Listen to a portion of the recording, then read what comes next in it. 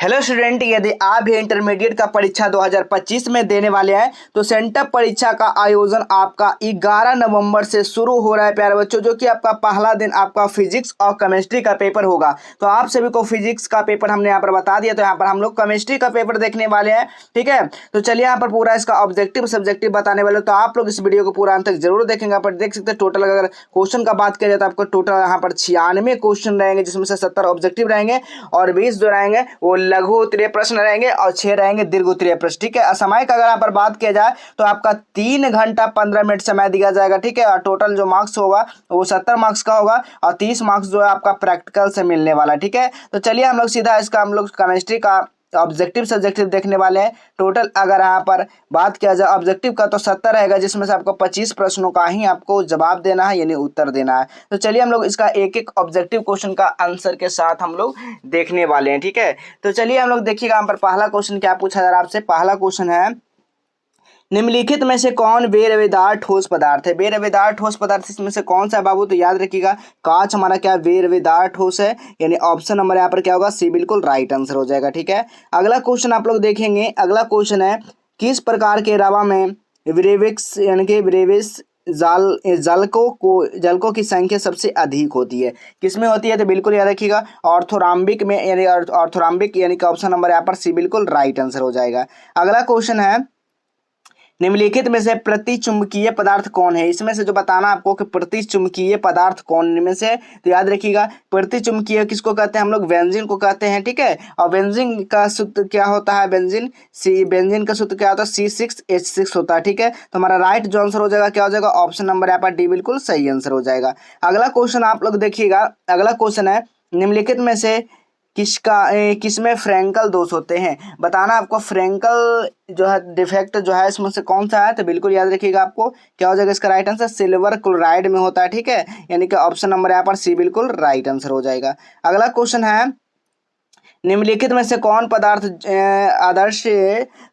आदर्श घोल का निर्माण करता है? निम्नलिखित में से इनमें से दिया गया कौन सा आदर्श घोल का निर्माण करेगा बाबू? तो याद रखिएगा यानी कि टैलोन जो है, टैलिन वो क्या करता है? वो आदर्श घोल का निर्माण करता है। तो देखिए बेंजीन है और यहाँ पर क्या है? यहाँ पर टैलन है। ठीक है, टैलन है, यानी कि ऑप्शन नंबर यहाँ पर क्या होगा? सी डी बिल्कुल राइट आंसर हो जाएगा। अगला क्वेश्चन है देखिएगा 6 नंबर क्वेश्चन, आइसोटोनिक विलयनों में बराबर होता है। आइसोटोनिक विलयन में बराबर होता है। तो याद रखिएगा मोल सांद्रण होता है, यानी ऑप्शन नंबर यहाँ पर क्या होगा? डी बिल्कुल राइट आंसर हो जाएगा 6 का। ठीक है, अगला क्वेश्चन है देखिएगा। अगला क्वेश्चन आपसे पूछा गया है कि बर्फ में नमक मिला देने पर बर्फ का तापमान 0 सेंटीग्रेड से कम हो जाता है, तो इसका कारण किसके कारण हो जाता है? तो हिमांक और अवनमन के कारण हो जाता है 0 सेंटीग्रेड। ठीक है, सेल्सियस, यानी ऑप्शन नंबर यहाँ पर सी बिल्कुल राइट आंसर होगा। अगला क्वेश्चन देखिएगा, जलीय घोल में क्षार धातु के आयनों में किसका आयन चालकत्व सबसे अधिक होता है? किसमें होता है सबसे अधिक? तो पोटेशियम में, यानी पोटेशियम कहाँ पर दिया गया है? तो ऑप्शन नंबर यहाँ पर ए में दिया गया, बिल्कुल राइट आंसर होगा। अगला क्वेश्चन आप लोग देखेंगे। अगला क्वेश्चन है, विद्युत धारा में वह मात्रा जो SgNO3 के घोल में 108 ग्राम सिल्वर मुक्त करता है वो क्या हो जाएगा? तो 9 का जो राइट आंसर होगा 1 फैराड होता है। ठीक है, बिल्कुल राइट आंसर हो जाएगा। अगला क्वेश्चन है, प्लैटिनम इलेक्ट्रोड का उपयोग करके तनु H2SO4 वैद्युत अपघटन करने पर एनोड में कौन सी गैस मुक्त होती है? तो कौन से इसमें से गैस मुक्त होगा? तो O2 होगा बाबू, बिल्कुल ऑप्शन नंबर यहाँ पर बी बिल्कुल राइट आंसर होगा। अगला क्वेश्चन है, एक इलेक्ट्रोड का मानक ऑक्सीकरण विभव 0.63 वोल्ट है, तो इसका मानक जो है ना अपचयन विभव कितना हो जाएगा? तो बिल्कुल इसका राइट आंसर हो जाएगा ऑप्शन नंबर सी हो जाएगा -0.763 वोल्ट हो जाएगा। ठीक है, अगला क्वेश्चन देखिएगा आप लोग, निम्नलिखित में से कौन सा अर्हेनियस का समीकरण है? अर्हेनियस का समीकरण पूछा गया, तो अर्हेनियस का समीकरण कौन सा है? तो ऑप्शन नंबर ए हो जाएगा, बिल्कुल राइट आंसर हो जाएगा। चलिए अगला क्वेश्चन है देखिएगा आप लोग, प्रथम कोटि अभिक्रिया के लिए निम्नलिखित में से कौन सा सही है? प्रथम कोटि अभिक्रिया के लिए। ठीक है, यहाँ पे क्या पूछा गया? प्रथम कोटि अभिक्रिया के लिए कौन सही है? तो बिल्कुल याद रखिएगा आपका टी हाफ क्या हो जाएगा? ये हो जाएगा। ठीक है, यानी कि ऑप्शन नंबर यहाँ पर ए बिल्कुल राइट आंसर होगा।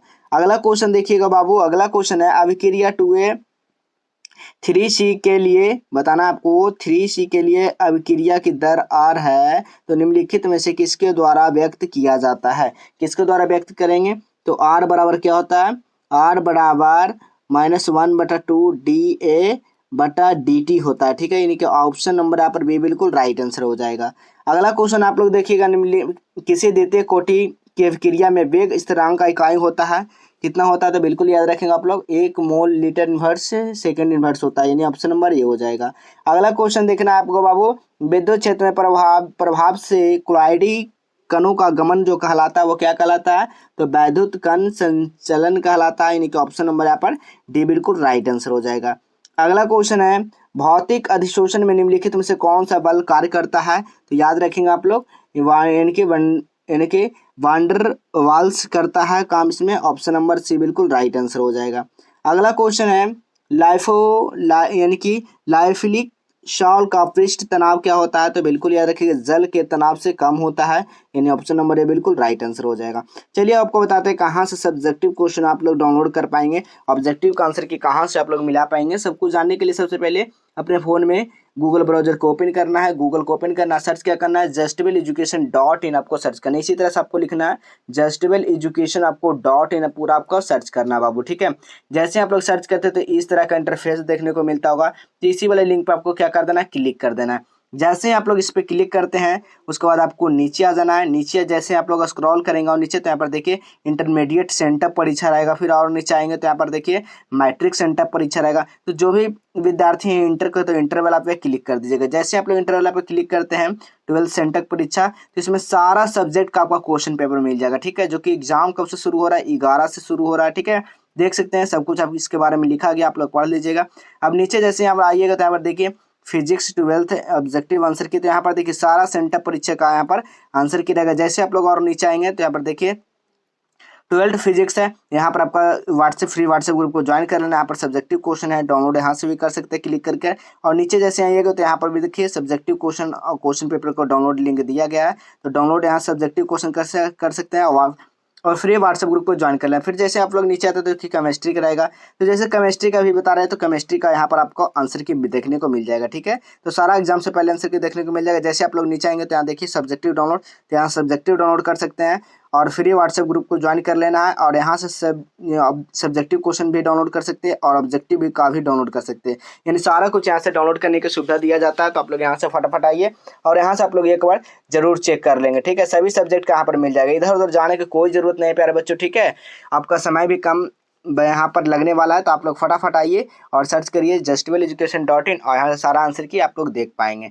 चलिए हम लोग अगला क्वेश्चन देखेंगे, सीधा आप चलते हैं। 19 नंबर क्वेश्चन क्या कर रहा है, निम्नलिखित में से कौन आकृति चयनात्मक उत्प्रेरक है? चयनात्मक उत्प्रेरक कौन सा है? तो बिल्कुल याद रखिएगा, ऑप्शन नंबर यहाँ पर डी हो जाएगा, बिल्कुल सही आंसर हो जाएगा, ठीक है। अगला क्वेश्चन है, वह पदार्थ जो गैंग के साथ अभिक्रिया करके संगलनीय पदार्थ बनाता है वो कहलाता है, वो क्या कहलाता है बाबू? तो बिल्कुल याद रखिएगा, वो जो कहलाएगा द्रवांक कहलाएगा, द्रावक कहलाएगा, यानी ऑप्शन नंबर ए हो जाएगा, ठीक है।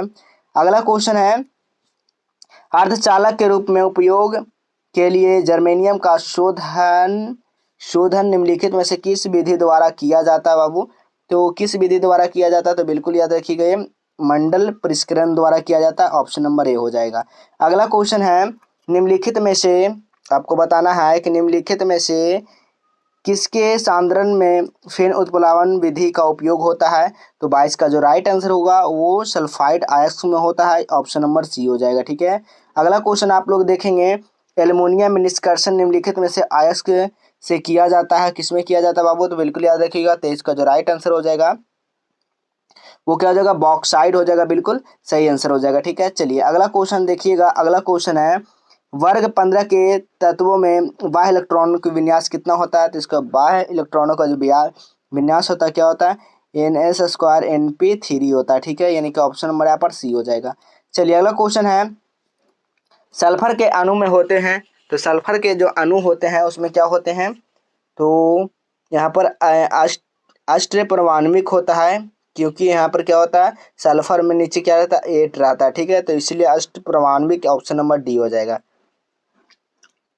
अगला क्वेश्चन आप लोग देखेंगे, अगला क्वेश्चन क्या कह रहा है, 26 नंबर क्वेश्चन है, निम्नलिखित में से उत्कृष्ट गैस कौन है? इसमें से उत्कृष्ट गैस आपको बताना है, तो 26 का जो राइट आंसर होगा वो क्या हो जाएगा, एनी हो जाएगा, ठीक है।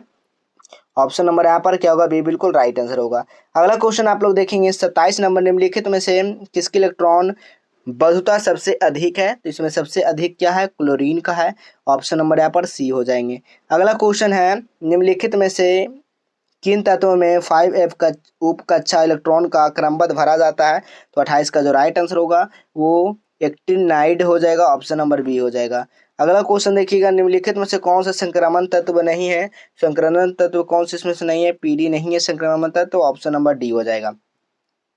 अगला क्वेश्चन है, जब KMnO4 में अम्लीय माध्यम से ऑक्जेलिक अम्ल के द्वारा अवकृत किया जाता है तो Mn की ऑक्सीकरण संख्या निम्नलिखित में से परिवर्तन होता है, किसमें होता है बाबू? तो बिल्कुल याद रखिएगा 7 प्लस से 2 प्लस तक, ठीक है। ऑप्शन नंबर डी हो जाएगा, एस बी हो जाएगा। अगला क्वेश्चन है, Fe का जो है Z बराबर 26 इलेक्ट्रॉनिक विन्यास, इसका क्या हो जाएगा? इसका इलेक्ट्रॉनिक विन्यास क्या निकालिएगा तो हो जाएगा, तो बिल्कुल ऑप्शन नंबर सी हो जाएगा, ठीक है, बिल्कुल राइट आंसर हो जाएगा।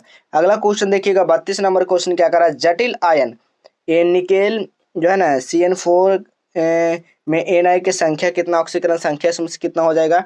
तो बिल्कुल इसका 0 हो जाएगा, ठीक है। चलिए अगला क्वेश्चन देखिएगा। अगला क्वेश्चन है 33 नंबर क्वेश्चन, इसका NiCO4 का IPAC नाम क्या हो जाएगा? तो बिल्कुल याद रखिएगा इसका यानी कि टेट्रा कार्बोनिल निकेल हो जाएगा, ठीक है, टेट्रा कार्बोनिल, यानी ऑप्शन नंबर ए हो जाएगा, ठीक है। चलिए अगला क्वेश्चन है 34 नंबर क्वेश्चन, निम्नलिखित में से कौन क्लोरोफिल में उपस्थित रहता है? तो क्लोरोफिल का बात किया जाए तो मैग्नीशियम रहता है। ऑप्शन नंबर ए हो जाएगा। अगला क्वेश्चन आप लोग देखिएगा, निम्नलिखित में से किसका उपयोग निषेचक के रूप में होता है? तो 35 का जो राइट आंसर होगा क्लोरोफॉर्म में। ऑप्शन नंबर ए बिल्कुल राइट आंसर होगा।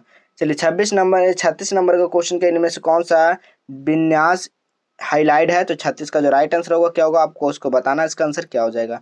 चलिए 37 नंबर क्वेश्चन देखिएगा, निम्नलिखित में से कौन सा क्लोरल है? तो इनमें से कौन सा क्लोरल है बाबू? तो 37 का जो राइट आंसर हो जाएगा वो ऑप्शन नंबर ए हो जाएगा, बिल्कुल सही आंसर हो जाएगा। 38 नंबर क्वेश्चन बताइएगा, क्रिया जो दिया गया इसमें से क्रिया विधि होगा, कौन सा क्रिया विधि होगा? तो बिल्कुल ऑप्शन नंबर ए हो जाएगा, बिल्कुल राइट आंसर हो जाएगा। चलिए अगला क्वेश्चन देखिएगा 39 नंबर, निम्नलिखित में से कौन सा शुष्क ईथर का मैग्नीशियम क्रिया का ग्रिग्नार्ड अभिक्रिया बनाता है? तो 39 का जो राइट आंसर होगा वो ऑप्शन नंबर सी हो जाएगा, ठीक है। चलिए 40 नंबर क्वेश्चन देख लीजिए आप लोग, निम्नलिखित में से कौन सा जेम हाईलाइट है इसमें से? तो 40 का जो राइट आंसर होगा वो ऑप्शन नंबर ए हो जाएगा, बिल्कुल सही आंसर हो जाएगा, ठीक है। आपको कितना बनाना है बाबू? 35 बनाना है। हमने यहाँ पर 40 क्वेश्चन बताएगा, सभी क्वेश्चन को आप लोग एक बार तैयारी कर लेंगे ताकि परीक्षा में कोई भी दिक्कत ना हो, क्योंकि सेंटअप एग्जाम में अगर पास नहीं होते हैं तो वैसे विद्यार्थी को वार्षिक परीक्षा में सम्मिलित होने के लिए नहीं दिया जाए, उसका एडमिट कार्ड वगैरह नहीं आने वाला है, ठीक है। तो इसलिए सेंटअप एग्जाम भी पास होना तो पहले से ही आप लोग तैयारी कर लीजिए और आप लोग बेहतर अंक प्रदर्शन कीजिए, ठीक है। चलिए इसी तरह मिलेंगे हम लोग अगले नेक्स्ट वीडियो में।